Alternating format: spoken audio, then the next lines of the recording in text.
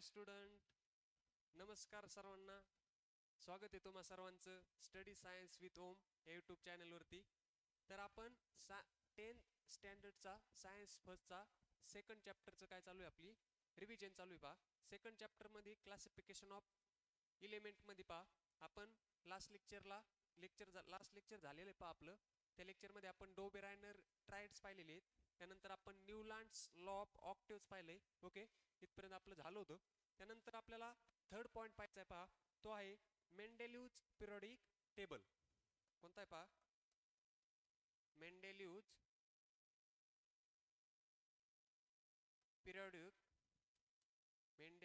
Periodic table. आता मी सांगितलं होतं पहा तुम्हाला, पिरियडिक टेबल डिस्कवर करण्यासाठी 3 सायंटिस्ट आले.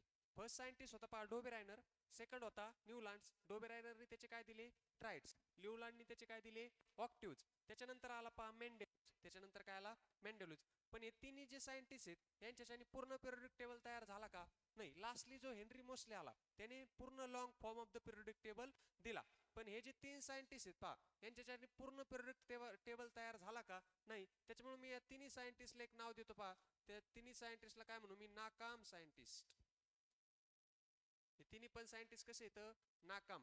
पण हे नाकाम आहेत म्हणून आपल्याला पेपरला पण नाकाम आहेत का, नाही. यांच्यावर पेपरला क्वेश्चन विचारतात. डोबेरायनर ट्रायड्स काय ते विचारतात, न्यूलँड्स लॉ ऑफ ऑक्टिव्स काय ते विचारतात, मेंडेलिव्हज पिरियडिक टेबल काय ते विचारतात. त्याच्यामुळे त्याचा अभ्यास करायचा. हे जरी सायंटिस्ट नाकाम असले तरी आपल्यासाठी पेपरसाठी कामाचे, तेवढं लक्षात ठेवा. ओके, तर मेंडेलिव्हज पिरियडिक टेबल मध्ये मेंडेलिव्हने पहा टोटल 63 इलेमेंटची डिस्कवरी केली. काय पहा, मेंडेलिव्हने किती किती इलेमेंटची डिस्कवरी केली, 63 elements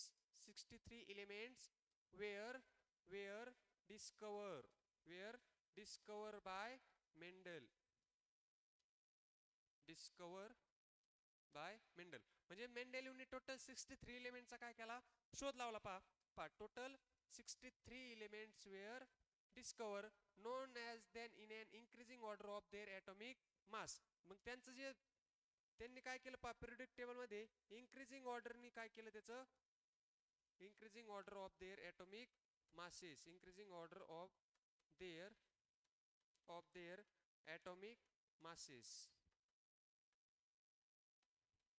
म्हणजेच त्याने काय केलं, पिरियडिक टेबल मध्ये जे इलेमेंट आहेत ते त्याच्या इंक्रीजिंग ऑर्डरच्या ॲटॉमिक मासेस नुसार काय केले, पुट केले. पहा, जे की नंतर हेनरी मोसले आला त्याने काय केलं, ते ॲटॉमिक नंबर नुसार. म्हणजे हे काय, त्याचं डिमेरिट झालं. आपल्याला नंतर मेंडेलिव्ह पिरियडिक टेबलचे मेरिट्स पाहिजेत आणि डिमेरिट्स पाहिजेत. त्यामध्ये आपण हे डिमेरिट्स पाहणार आहेत. पहा, त्यांनी जे ॲटॉमिक मासेस नुसार पिरियडिक टेबल मध्ये इलेमेंटची जी मांडणी केलेली पहा, ती काय चुकीची. त्याच्यानंतर ते ॲटॉमिक नंबर नुसार काय केलेली, पिरियडिक टेबल मध्ये इलेमेंटची मांडणी केलेली. पहा, okay, increasing order of their atomic masses. Okay, मग त्यानंतर जो मेंडेलिव्ह पहा, मेंडेलिव्हने काय केलं, properties of the element are the periodic function of their atomic masses. म्हणजेच त्याचे ॲटॉमिक मासेस नुसार पिरियडिक टेबल मध्ये त्या एलिमेंटची काय केली, त्यांनी मांडणी केली. पहा, आता मला सांगा, जे पिरियडिक टेबल व्हर्टिकल कॉलम आहे त्याला आपण काय म्हणतो, ग्रुप्स. आणि पिरियडिक टेबल मध्ये जे हॉरिझॉन्टल रोज आहे त्याला काय म्हणतो, पिरियड्स. म्हणजेच पिरियडिक टेबल मध्ये जे व्हर्टिकल कॉलम आहेत ना, हे व्हर्टिकल कॉलम याला काय म्हणतो मी सांगा, हे जे व्हर्टिकल कॉलम आहे त्याला काय म्हणतो, सॉरी, हे हॉरिझॉन्टल, हे जे हॉरिझॉन्टल रो आहेत ना याला काय म्हणतो मी, पिरियड्स. हॉरिझॉन्टल रो ला काय म्हणतो, पिरियड्स. आणि जे व्हर्टिकल कॉलम आहे त्याला काय म्हणतो मी, ग्रुप्स. याला काय म्हणतो मी, ग्रुप्स, पिरियडिक टेबल मध्ये. ओके, तर टोटल मेंडेलिव्हने किती एलिमेंटचा शोध लागला, फक्त 63. आता सध्या पिरियडिक टेबल मध्ये किती एलिमेंट येतं, 118 आहेत. पहा, आता पिरियडिक टेबल मध्ये आलं लक्षात, व्हर्टिकल कॉलमला काय म्हणतात, ग्रुप्स. आणि त्यानंतर जे हॉरिझॉन्टल रो आहेत त्याला काय म्हणतात, पिरियड्स. त्याला काय म्हणतात, पिरियड्स. हे लक्षात ठेवा. आणि हे जे एलिमेंट आहेत हे त्यांनी त्याची मांडणी केली. पहा, आणि त्यांनी जे टेबल तयार केला, त्या टेबल मध्ये जे एलिमेंटचा शोध लागला नाही पहा, त्या एलिमेंटचा शोध लागला नाही, त्या एलिमेंटसाठी त्यांनी काय केली, व्हॅकंट स्पेस ठेवली. त्या एलिमेंटची त्यांनी काय केली, व्हॅकंट स्पेस ठेवली. म्हणजे नंतर शोध लागल्यानंतर तो एलिमेंट काय ठेवला तिथं. हे काय त्याचे मेरिट्स आहेत, हे काय त्याचे फायदे येतात. आपल्याला मेंडेलिव्हज पिरियडिक टेबलचे काय पाहिजे, मेरिट्स आणि डिमेरिट्स. तर आता हे काय आहेत पहा, merits of Mendeleev's periodic table. तर काय मेरिट्स आहे पहा, फर्स्ट मेरिट काय पहा, atomic masses of some element were revise so as to give them proper place in the periodic table in accordance with their properties For example, previously determined the atomic mass of beryllium is 14.09 was changed to correct value of 9.4 and beryllium was placed before boron. म्हणजे beryllium हा बोरॉनच्या अगोदर काय केला, place केला आणि त्याची atomic number किती होता 14.09. त्यानंतर करेक्ट करून किती केला त्याने 9.4. किती केला त्याने 9.4. हे काय झालं त्याचं पहिलं मेरिट झालं. हे काय झालं त्याचं फर्स्ट मेरिट झालं. आलं लक्षात. बेरिलियम मी पुट कशाच्या अगोदर केला, बोरॉनच्या अगोदर. आणि त्याचं जे ॲटॉमिक मास पहा ते किती अगोदर किती होतं 14. त्यानंतर त्यांनी करेक्ट करून किती केलं 9.4 केलं. हे झालं फर्स्ट मेरिट. हे काय झालं फर्स्ट मेरिट. मग त्याचं सेकंड मेरिट काय आहे, Mendeleev kept vacant places in the periodic table for elements not discover till then. म्हणजेच मेंडेलिव्हने काय केलं, ज्या एलिमेंटचा शोध लागलेला नाही त्या एलिमेंटसाठी पिरियोडिक टेबल मध्ये काय ठेवल्या, व्हॅकंट प्लेसेस ठेवल्या. त्या एलिमेंटसाठी पिरियोडिक टेबल मध्ये काय ठेवल्या, व्हॅकंट स्पेसेस. मग three of these unknown element were given the names इका बोरॉन, इका अल्युमिनियम अँड इका सिलिकॉन. आता पहा त्याचं सेकंड काय आहे, इका बोरॉन, त्यानंतर इका अल्युमिनियम, त्यानंतर इका सिलिकॉन. आता याचे जे ॲटॉमिक नंबर आहेत ते रिस्पेक्टिव्हली किती इथं 44 सांग किती 44, 68 आणि 72. आता हेच एलिमेंट नंतर चेंज होऊन कोणकोणते झाले, इका बोरॉनच्या जागा मला काय भेटला सांगा, डिस्कवर नेम ॲज इका बोरॉनच्या जागा काय भेटला स्कँडियम. त्यानंतर इका अल्युमिनियमच्या जागा मला काय भेटला गॅलियम. आणि त्यानंतर इका सिलिकॉनच्या जागा मला काय भेटला जर्मेनियम. काय भेटला जर्मेनियम. पहा इका बोरॉनच्या जागा काय भेटला मला स्कँडियम. त्यानंतर इका अल्युमिनियमच्या जागा मला काय भेटला गॅलियम. त्यानंतर मला इका सिलिकॉनच्या जागा काय भेटला जर्मेनियम. काय भेटला जर्मेनियम. आलं लक्षात. म्हणजे त्यांनी काय केलं व्हॅकंट प्लेसेस ठेवले आणि ते व्हॅकंट प्लेसेस आहेत ना त्याला जस्ट नाव काय दिलं इका बोरॉन, इका अल्युमिनियम आणि इका सिलिकॉन. मग त्याच नंतर ते एलिमेंटचा शोध लागल्याच्या नंतर ते एलिमेंट कोणते सापडले, एक होता स्कँडियम, एक होता गॅलियम आणि एक काय होता जर्मेनियम. त्यांचे जे ॲटॉमिक मास 44, 68 आणि 72. म्हणजे हे एक काय त्याचं मेरिट्स आहे. हे एक काय त्याचं मेरिट्स. आलं लक्षात. फर्स्ट मेरिट आणि सेकंड मेरिट लक्षात आलं का. त्यानंतर त्याचं थर्ड मेरिट काय आहे. आता पिरियोडिक टेबल मध्ये जे नोबेल गॅसेस आहेत पहा, काय पिरियोडिक टेबल मध्ये जे नोबेल गॅसेस त्यालाच काय म्हणतो आपण झिरो ग्रुप. त्यालाच काय म्हणतो आपण झिरो ग्रुप. म्हणजे पिरियोडिक टेबल मध्ये जे नोबेल गॅस एलिमेंट आहेत ना 18th ग्रुप. कोणता ग्रुप 18th ग्रुप. की त्या 18th ग्रुप मधले जे एलिमेंट आहेत कोणकोणते येतं, हेलियम झालं, निऑन झालं, आर्गॉन झालं. कोणकोणते येतं हेलियम, त्यानंतर निऑन, त्यानंतर कोणतं आर्गॉन. हे जे एलिमेंट आहेत हे एलिमेंटचा शोध 19th सेंचुरी मध्ये लागला. कधी लागला या एलिमेंटचा शोध कधी लागला 19th सेंचुरी मध्ये लागला. कधी लागला 19th सेंचुरी मध्ये.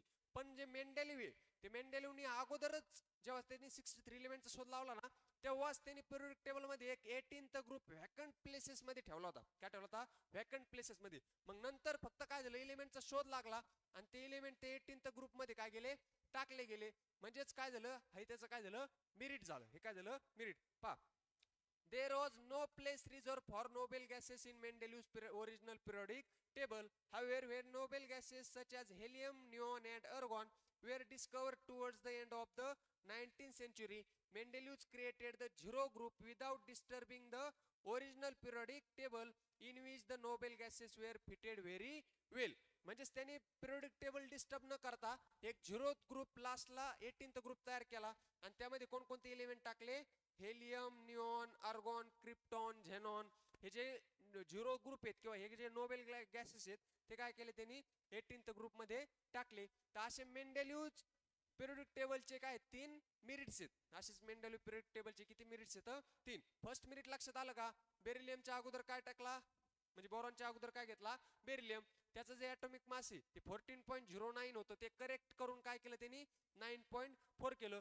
सेकंड मेरिट काय आहे, त्यांनी 3 व्हॅकंट प्लेसेस ठेवल्या. त्या 3 व्हॅकंट प्लेसेसला नाव काय दिलं, इका बोरॉन, इका ॲल्युमिनियम आणि इका सिलिकॉन. त्यानंतर ते इलेमेंटचा शोध लागल्यानंतर इका बोरॉनचं काय झालं, स्कॅन्डियम, इका ॲल्युमिनियमचं काय झालं, गॅलियम आणि इका सिलिकॉनचं काय झालं, जर्मेनियम. ओके. त्यानंतर त्याचं थर्ड मेरिट काय आहे, त्यांनी नोबेल गॅसेससाठी काय केलं, एक 18th ग्रुप काय केला, मोकळा ठेवला पहा. आणि त्यानंतर जेव्हा 19th सेंचुरीमध्ये नोबेल गॅसेसचा जेव्हा डिस्कवरिंग शोध लागला पहा, तेव्हा ते नोबेल गॅस त्यामध्ये काय झाले, फिटेड झाले. कसे झाले, फिटेड व्हेरी वेल, म्हणजेच ओके मध्ये ते त्यामध्ये काय झाले, बसले पहा. ओके.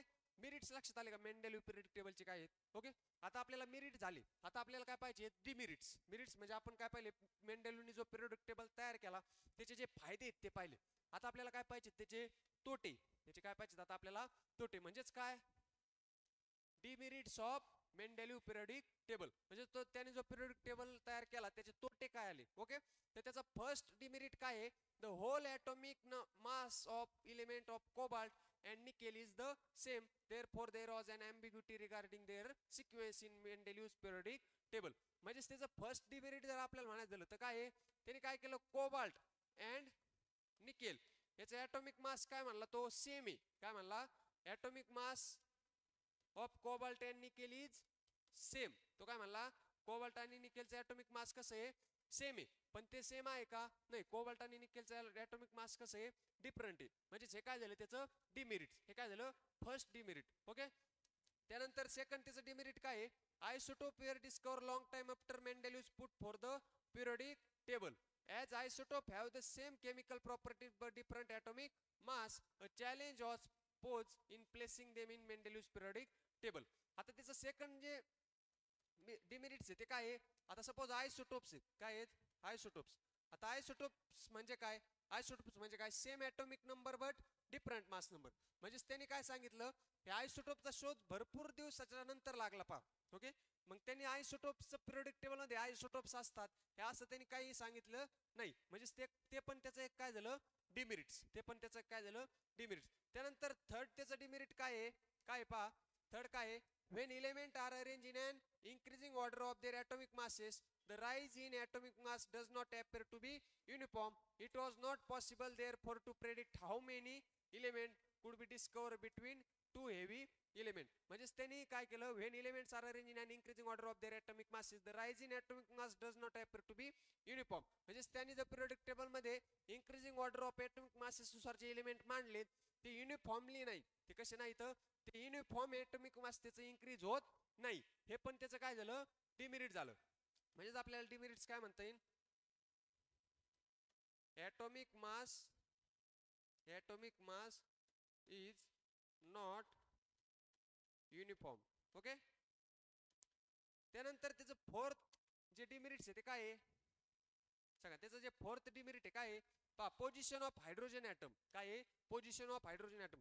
म्हणजे त्यांनी जे पिरियडिक टेबल आहे त्या पिरियडिक टेबल मध्ये त्यांनी हायड्रोजनची पोझिशन सांगितली नाही. पहा, त्यांनी काय केलं, हायड्रोजनची पोझिशन सांगितली नाही. का नाही सांगितली, कारण की जे हायड्रोजनचे जे केमिकल आणि फिजिकल प्रॉपर्टी आहेत, हा हायड्रोजन हा त्याचे केमिकल आणि फिजिकल प्रॉपर्टी जसं 17 ग्रुप आहे, कोणता, फ्लोरीन, क्लोरीन, ब्रोमीन, आयोडीन. आता मला सांगा, जसं आपण F2 लिहितो, ओके, Cl2 लिहितो, त्यानंतर I2 लिहितो, त्यानंतर फ्लोरीन, क्लोरीन, आयोडीन आणि ब्रोमीन Br2, तसंच आपण हायड्रोजन पण कसं लिहितो, H2. हायड्रोजन पण कसं लिहितो, H2. म्हणजेच त्यांनी पिरियडिक टेबल मध्ये त्याला काय वाटलं, 17वा जो ग्रुप आहे, कोणती फॅमिली, फ्लोरीन फॅमिली, कोणती फॅमिली, हॅलोजन फॅमिली. मग तो हायड्रोजन काय करू राहिला, की हायड्रोजन जो आहे तो 17th ग्रुप मधले जे एलिमेंट आहेत त्यासारख्या प्रॉपर्टीज दाखवू राहिला. तो हायड्रोजन काय करू लागला, 17 जे एलिमेंट आहेत त्यासारख्या काय करू राहिला, प्रॉपर्टीज दाखवू राहिला. म्हणजेच त्याच्या लक्षात आलं नाही की हायड्रोजनला फर्स्ट ग्रुप मध्ये टाकावं का 17व्या ग्रुप मध्ये टाकावं. हे काय झालं, त्याचं एक डिमेरिट. हे काय झालं, डिमेरिट. पहा, hydrogen shows the similarity with halogen. म्हणजे जो ग्रुप 17 आहे तो हॅलोजन ग्रुप आहे, त्याच्याविषयी तो काय दाखवू राहिला similarity. For example, the molecular formula of hydrogen is काय आहे, H2, while the molecular formula of fluorine, chlorine काय आहे, F2 आणि Cl2. म्हणजे काय, सेम आहे respectively. In the same way there is a similarity in the chemical properties of hydrogen and alkali metals group 1. मग there is a similarity in the molecular formula of the compound of hydrogen, alkali metal, sodium, potassium form with chlorine and oxygen.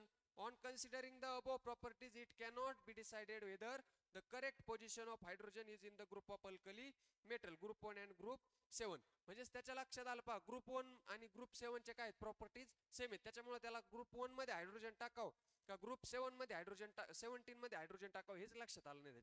हे त्याचं काय झालं, demerits. हे त्याचं काय झालं, demerits.